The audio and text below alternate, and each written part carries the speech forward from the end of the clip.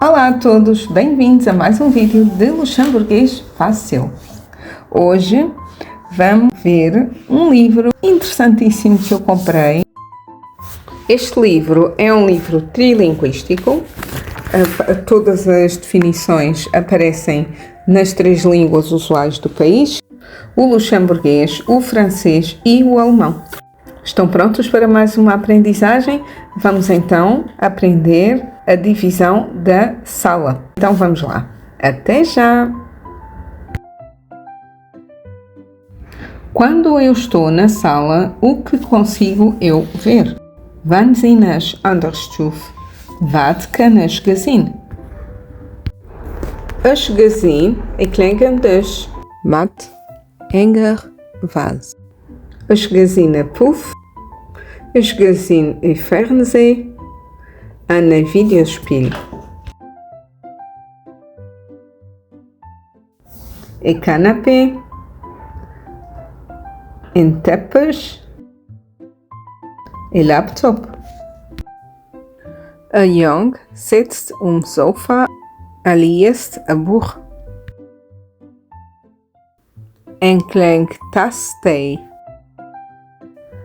Een bloemenstak. Is gezien een kat.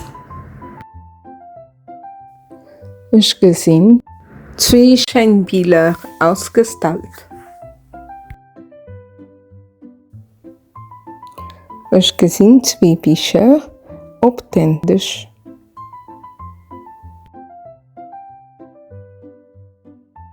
Oma en Jong spielen zusammen.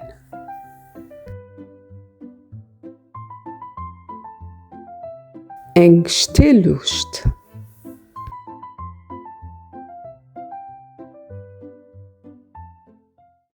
Den Hund schläft op dem Canapé. Op dem é o mesmo que canapé. Então podemos dizer Den Hund schläft Canapé. Het Mädchen liest op dem Fotel. Fotel é sofá pequeno, poltrona. E pronto, chegamos ao fim do nosso vídeo da descrição de alguns objetos que podemos encontrar numa sala ou situações, como no caso da menina a ler ou o menino, a avó jogar com o neto. Pronto, este livro tem muita coisa que é interessante para vermos, para descrevermos imagens, aprender vocabulário. Não hesitem em colocar as vossas questões. Desejo-vos um bom estudo. Até breve. Bis geschwind.